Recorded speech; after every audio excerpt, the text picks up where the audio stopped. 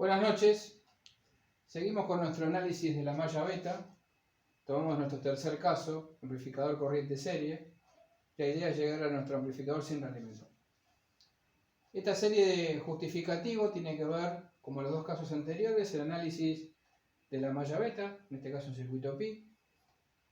Un ejemplo que ya hemos visto en las clases de Zoom, amplificador diferencial, salida del colector correspondiente y un circuito en la modalidad de R50 en la salida, a través de T4.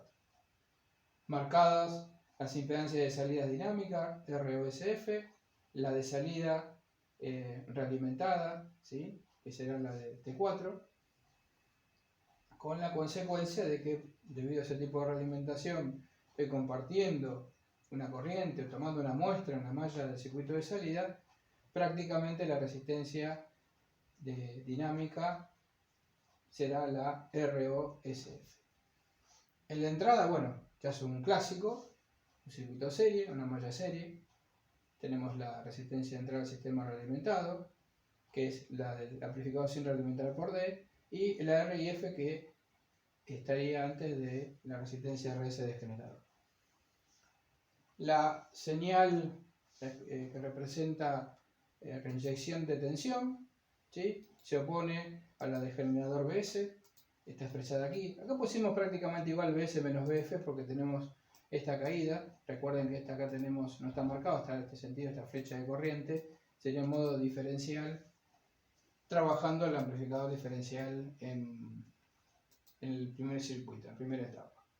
Si en modo diferencial tenemos corriente IBD de entrada y corriente IBD de salida, como está marcado acá en el análisis de la malla beta. Veamos. La característica de este tipo de realimentación, corriente serie, es la transconductancia en valores de Siemens, es la IC4 de T4 sobre la tensión de generador BS, que debe llevar a la conclusión de que la transconductancia del sistema sin realimentar con los efectos de la malla beta dividido D. Por lo que nuestra malla beta, que es la relación de la tensión reinyectada serie BF, dividida la corriente IC4 de entrada en ohms. El resto de las ganancias es representada por ISF, RMSF y la ganancia de tensión ABCF. En todos aquellos, todos estos desarrollos deben ponerse de manifiesto o en función de la ganancia que no dependa, ¿sí?, de las variaciones ni de RD ni de RS. Por supuesto, como en los análisis anteriores, esta ganancia para un amplificador muy realimentado debería ser la inversa de beta, ¿sí? Y justamente esta relación me tiene que dar este circuito pi. Es un esquema bastante... tengo a mi mascota Tormenta que quiere participar opinando respecto de los desarrollos matemáticos que vienen. Tenemos acá en el circuito pi, como decíamos, la relación de la corriente C4 y la contribución de la corriente de salida IBD del transistor T2, que es la entrada inversora que se ve en este esquema. Bueno, acá hay que operar matemáticamente, es algo trabajoso. Planteamos la ecuación A, la relación en ese nodo, que IBD más I2 es igual a la corriente IR1, despejamos I2. En el nodo B, así llamado, la IC4 es igual a I2 más la corriente de emisor, despejamos también I2. En estas dos relaciones tenemos que ir trabajando para llegar luego a la relación de BF sobre IC4. Objetivo: llegar a la contribución de ¿qué cosa? De la señal reinyectada. Tendrá una contribución que dependerá de IBD y una contribución que dependerá de la corriente de salida IC4. En la bibliografía que ustedes pueden consultar, pueden ver que IC4 también sea llamado I0, ¿sí? También se puede ver que tomando como entrantes corrientes positivas y salientes como corrientes también positivas y negativas, hay un tema de signo. Lo importante acá es determinar básicamente, y se hace en este análisis, las contribuciones que podamos tener de BF y cuál de las dos, en esos dos sumandos, es la que tiene mayor peso. Y obtener así el amplificador sin realimentar. Veamos. De lo que planteamos hace un ratito, definimos una ecuación 1, ya despejamos I2, ¿sí? Tenemos IC4 menos la corriente de emisor, esa corriente de emisor es su caída sobre resistencia de emisor, y a su vez esa caída, ¿sí?, se analiza mallas con tensiones en esta parte, es decir, la tensión BRE menos BF es igual a la caída producida I2 por R2, que es lo que planteamos acá. Y a partir de ahí empezamos a trabajar matemáticamente. Insisto, es trabajoso, pero lo importante son las conclusiones.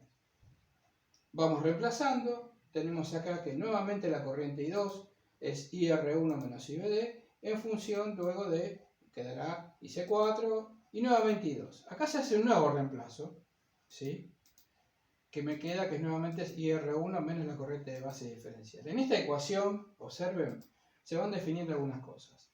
Primero, tenemos que ir ya que tanto en los casos que aparezca IR1, ¿sí?, esa corriente es la tensión BF sobre R1, así que ya tengo una variable, ¿sí?, que luego podré reagrupar. ¿Se entiende? Tenemos acá, por ejemplo, BF sobre RE, que nos había quedado de la primera ecuación, BRE, ¿verdad? Y luego de I2 nuevamente aparece BF sobre R1 e IBD. Agrupando, vamos a ver que ya tenemos la conclusión del desarrollo. BF agrupamos, tenemos 1 sobre R1 más 1 sobre R más R2 sobre R1 por R. Cuando uno aplica como un denominador, aparece acá como que va a quedar algo de un producto sobre una suma, y esa suma tendrá que ver con algo que es un paralelo o algo parecido. La corriente IBD, es decir, la contribución de la corriente de base diferencial, por un valor resistivo que me da tensión, y la corriente IC4. Así eso lo hemos podido despejar. Para finalizar con este desarrollo, agrupando convenientemente para obtener los dos niveles de tensión BF y las dos contribuciones. Observen que será una en función de IBD y otra en función de IC4, que ese es el objetivo, que lo veremos en el próximo desarrollo.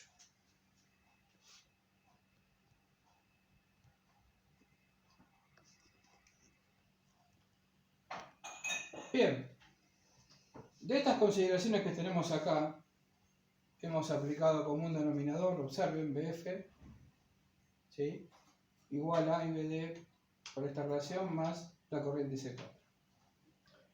Despejamos BF, como vemos, y me queda en el primer término, observen acá en el numerador, una R1, ¿sí?, como si fuera un paralelo, con la suma de RE más R2. Acá estoy marcándolo en el circuito. Este circuito es el circuito ficticio, el de armado para comprobar los valores, el circuito amplificador sin realimentar, cuya característica sigue siendo transconductancia del sistema, pero teniéndose en cuenta los efectos de la malla de realimentación en la entrada y en la salida. Observen el segundo término. Si el primero lo llamamos como BF1, el segundo término, la segunda componente, y C4 de la salida, el primer término BF1 es una contribución, es la corriente de base diferencial por estos valores resistivos, R1 con este paralelo. Es una contribución. Mientras que el segundo término es una contribución de la salida hacia la entrada, ¿sí? Despejando me queda IC4 por R1 sobre R sobre la suma de los resistores. Observen que la caída BF2 será, no está marcado acá, pero bueno, es I2, una corriente, ¿no?, sin considerar el efecto de IBD, por R1 sobre, mejor dicho, está compuesta por lo que es esa corriente y la relación de IC4, que es un divisor de corriente. Es decir, para que este término sea, BF2 tenga más peso en este sumando, IBD tiene que ser 0. Para que este término, el primero, BF1, sea más preponderante, IC4 tiene que ser 0. Ahora, de ambos lados, ¿qué tenemos ya? El armado del amplificador sin realimentar. ¿Sí? De esas contribuciones, ¿sí?, y aparte con estos valores, ¿sí?, obtenidos, se resuelve todo lo que sea sin realimentación, pero teniendo en cuenta la malla beta, tanto en la entrada como en la salida. Insisto, sabemos que nuestro beta BF sobre IC4, la corriente de salida, es esta estructura. ¿Se entiende? Ahora bien, todo este desarrollo, por supuesto, bueno, se hace una vez para la justificación. Pero una vez tenido en cuenta eso, o aplicando los conceptos, si yo tengo que abrir acá, es decir, hacer IC4,0, ¿cómo se me refleja en la entrada, ¿no? ¿Sí? El efecto de la malla beta, R2 en en serie con el RE, como está acá.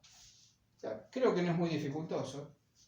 Después tienen, bueno, para el monoetapa, que es el R51, puede ser exactamente lo mismo. Eso está explicado también en la bibliografía.